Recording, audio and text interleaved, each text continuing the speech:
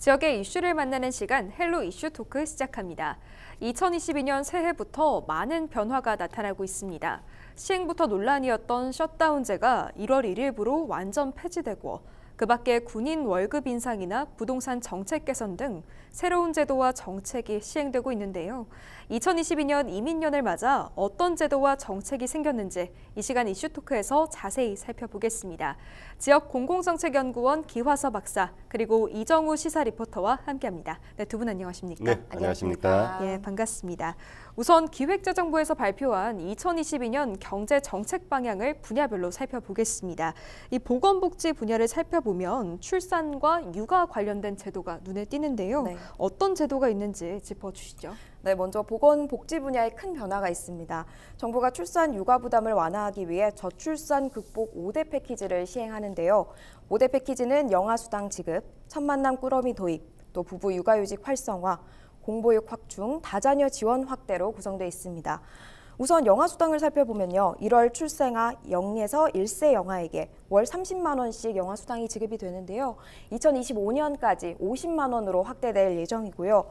또한 중소기업이 생후 1년 이내 자녀가 있는 근로자에게 육아휴직을 제공하면 기업에 월 최대 200만 원도 지원됩니다.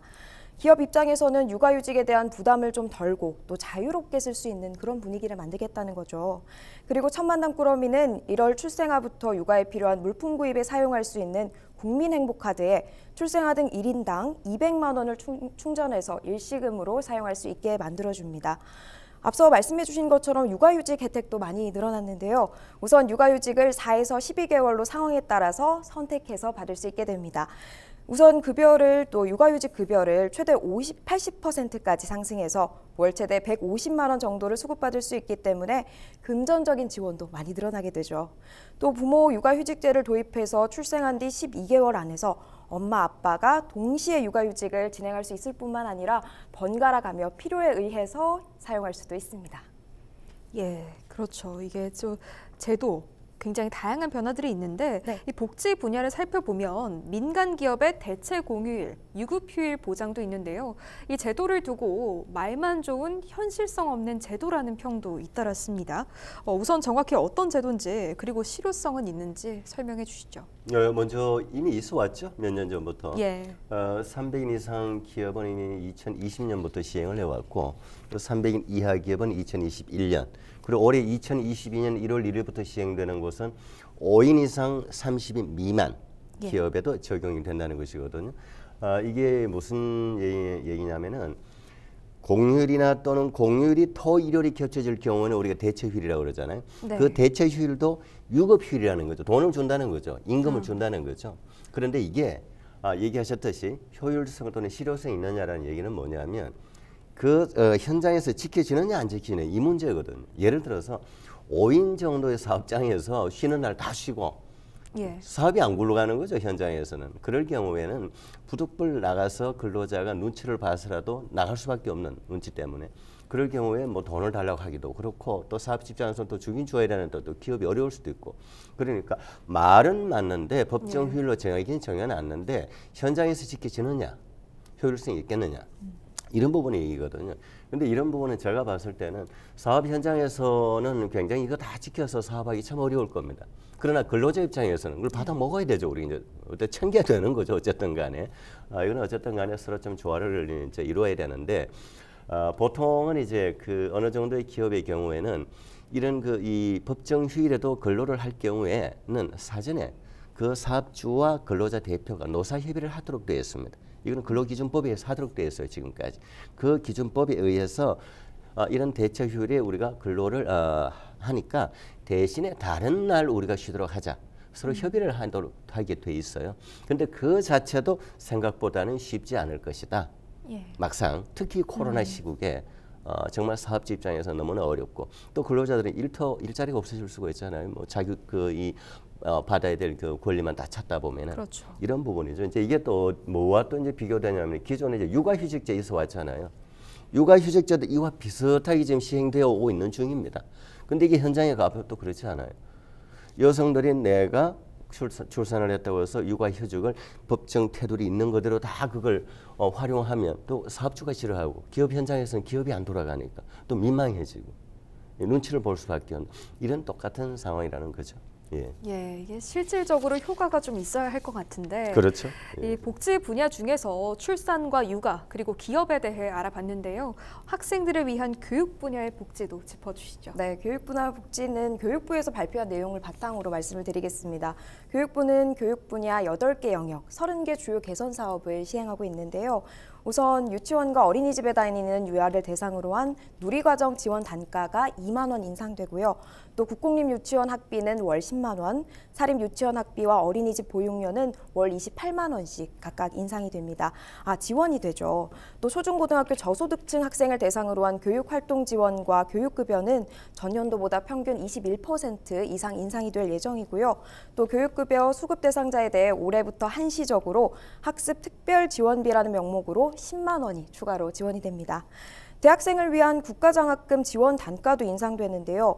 이 중에서 저는 가장 좋았던 정책은 서민 중산층 가구는 사실 반값 등록금이라고 하는 그 제도를 잘 활용하지 못하는 경우가 많아요. 네. 그런데 이번에 서민 중산층 가구가 연간 67만 원을 지원받았었는데 최대 연간 390만 원까지 지원이 되면서 중산층에서도 반값 등록금이 현실화가 됐고 네. 또 학부모들과 학생들이 아마 많이 반갑게 받아들이고 있는 그런 입장인 것 같습니다. 예, 이 교육 복지도 보다 확대될 것 같은데. 네. 다음으로 경제 정책 방향 중에 변화가 가장 크다는 이 교통 분야 한번 살펴보겠습니다. 이미 많은 분들이 보행 신호 중에 우회전을 하면 단속될 수 있다는 건 알고 계실 텐데요. 교통 분야에 또 어떤 변화가 있는지 설명해 주시죠. 지금 얘기하셨던 저도 방금 운전해 오면서 우회전 예. 움찔하는 거에 이제 본인도 모르게 그렇죠. 좋은 현상이죠. 어쨌든 네. 교통 분야의 가장 핵심적인 두 가지 정도인데 첫째 어쨌든 우회전 시에 보통 우리가 운전할 때는 우회전에 이제 파란불이 와 있어도 사람이 없으면 무의식적으로 지나왔습니다. 저도 그랬고. 예. 그러나 지금 무조건 정차해야 된다. 스톱해야 된다는 거죠. 만약에 우회전하는 상태에서 그 사람이 지나가는 상태에서 사고 났다. 이러면 이거는 이제 그야말로 이제 그 중과가 되는 중벌이 되는 건데 과태료가 이게 상당히 많아요. 7만 원, 10만 원 이렇게 되는데 그다음 또 하나 문제는 뭐냐면 이 개선점은 이번 2021년부터 해서 횡단보도나 이 우회전 상황에서 이제 사고가 날 경우에는 우리가 보통 이제 운전자들은 자기 보험 들잖아요. 가입해 놓고 있잖아요. 예. 보험료가 할증이 된다는 겁니다.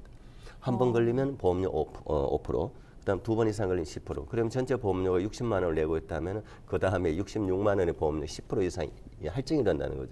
그만큼 자기 스스로의 가계에도 부담이 된다라는 것이고 이제 교통 분야가 그렇고요. 교통 분야 또 하나 이제 굉장히 의미 있는 것이 그야말로 모바일 시대인 만큼 우리가 보통 운전면허증은 본인이 지갑에 항상 더 들고 다녀야 됩니다. 법상.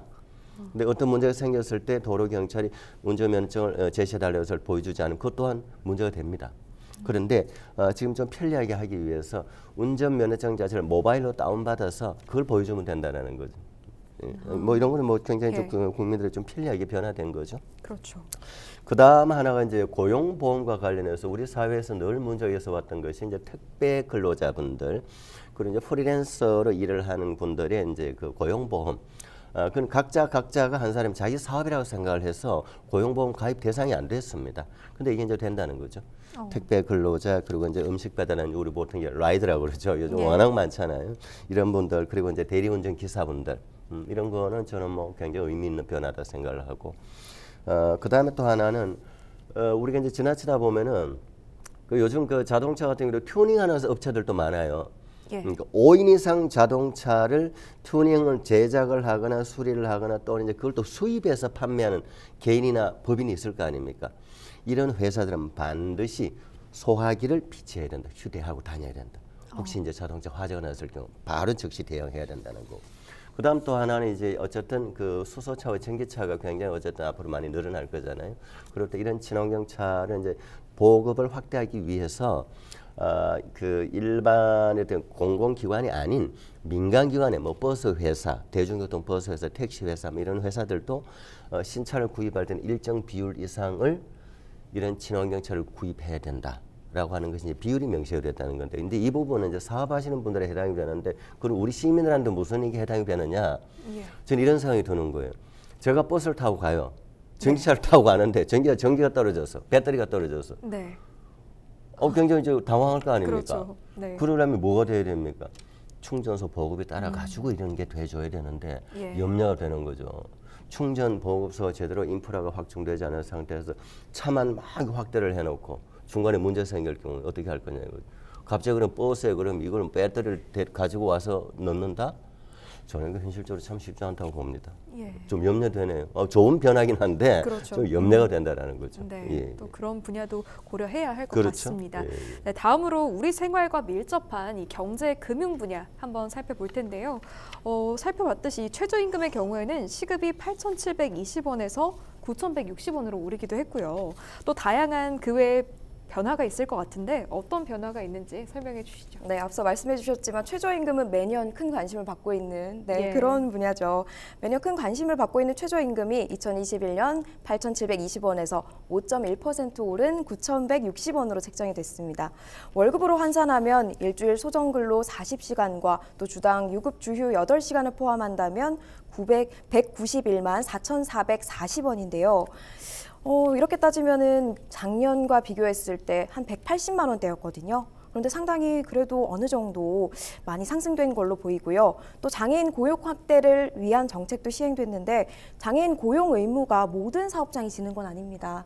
하지만 상시 근로자 5인 이상 50인 미만 기업이 장애인 근로자를 신규 고용하고 또 6개월 이상 그걸 또 유지시키게 된다면 최대 960만 원을 지원하게 됩니다.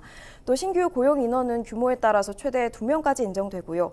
근로자의 성별이나 또 장애 중증 정도에 따라서 또 지원되는 금액은 다르기 때문에 그건 좀 잘 알아보시고 하셔야 될 것 같습니다. 또 국방부는 2025년까지 하사 임금 체계와 연동해서 월 96만 원까지 병사 월급을 인상할 예정인데요. 병사 월급은 2021년 기준으로 봤을 때 2등병은 46만 원, 1병 50만 원, 상병 55만 원, 그리고 병장 60만 원으로 책정이 되어 있었습니다.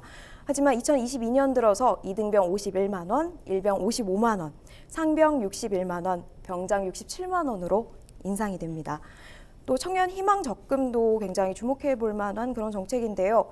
새롭게 출시됐는데 급여 3,600만 원 이하이거나 아니면은 종합소득세 2,600만 원 이하인 만 19세에서 34세 청년을 대상으로 월 50만 원씩 2년간 만기에 적금을 붓게 되면 기존 은행 이자도 물론 받을 수 있고요. 그리고 추가로 정부에서 2에서 4%의 추가 금리를 지원하기 때문에 좋은 제도가 아니라고 볼 수 없습니다.